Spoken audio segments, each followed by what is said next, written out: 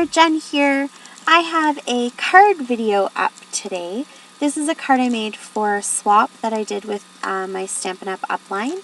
So I actually made 5 of them, and of course it's going to be featuring some Stampin' Up! Products, but what I decided to do first was create a bit of a background.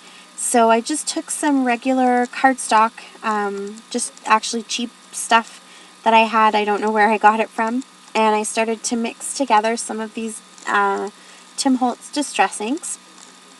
I'm not really caring that they muddy a little bit where they're mixing because they're sort of complementary colors, so they're going to muddy, but that actually goes with the theme, so I'm not too concerned about it. I just want to get as much color as I can onto each of these. So it's a Halloween card, and I was hoping to go for sort of just a really mottled, textured background using some of the spookier Halloween colors.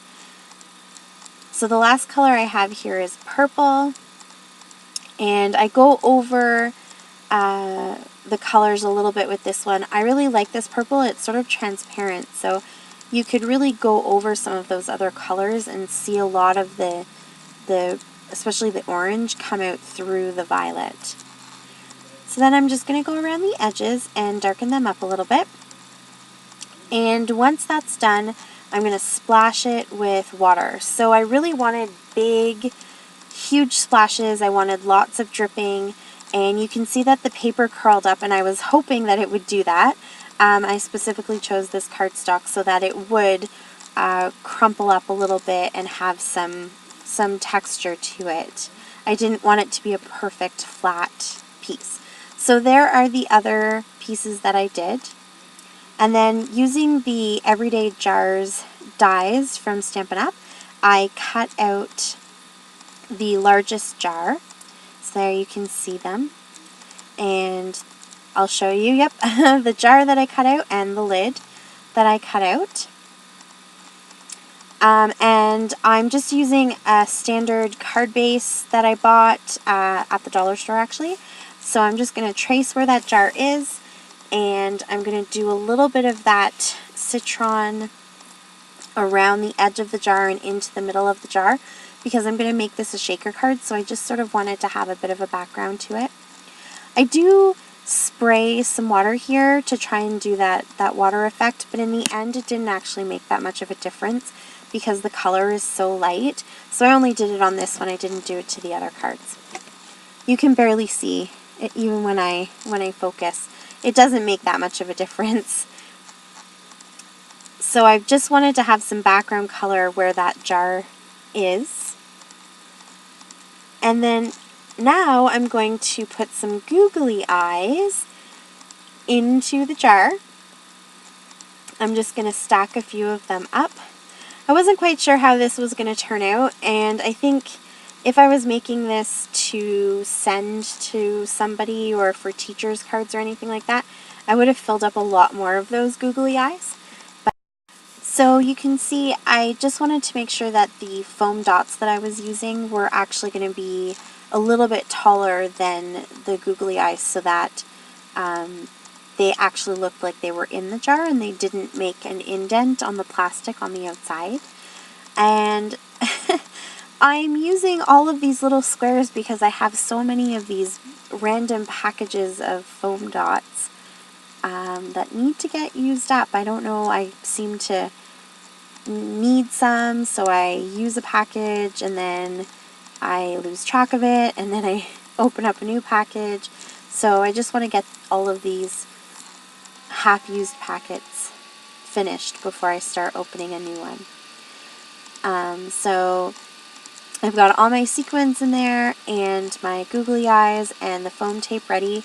And now I'm just using some plastic sheets that I found at the dollar store.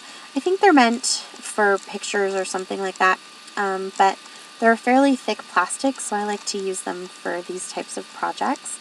So I'm just going to tape that to the front, or I guess the back of the cutout jar. And then once that's adhered nicely, I'm going to cut out my little eyeballs, which were the inspiration for this card. There we go. I was out of frame, sorry.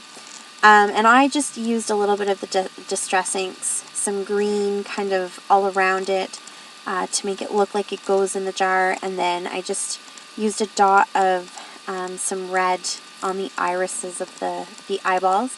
And I'm just going to adhere them to the back of that plastic.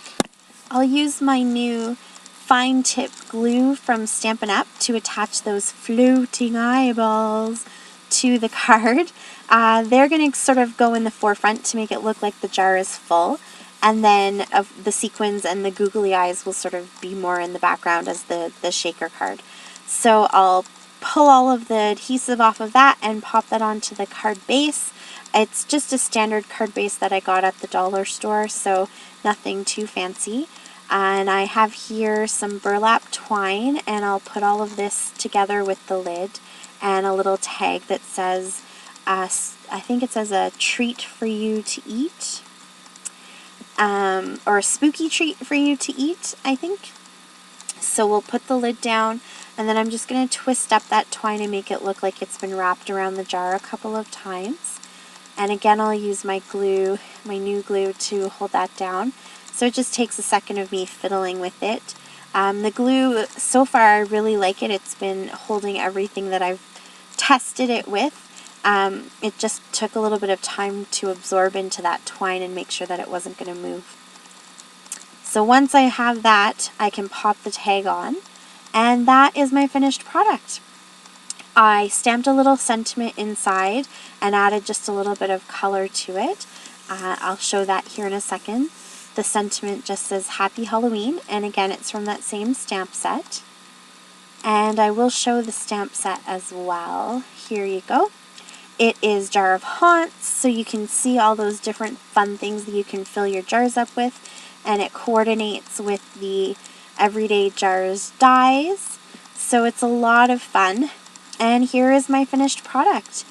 To send it in the mail, I've added a little more color to the envelope, and I also put that punched out jar on the back of the envelope with a couple googly eyes. I don't know if they'll actually go through the mail okay, but I thought it was kind of a cute idea. And that's it for me today. Thank you so much for watching. I really appreciate it. Talk to you later. Happy scrapping. Bye.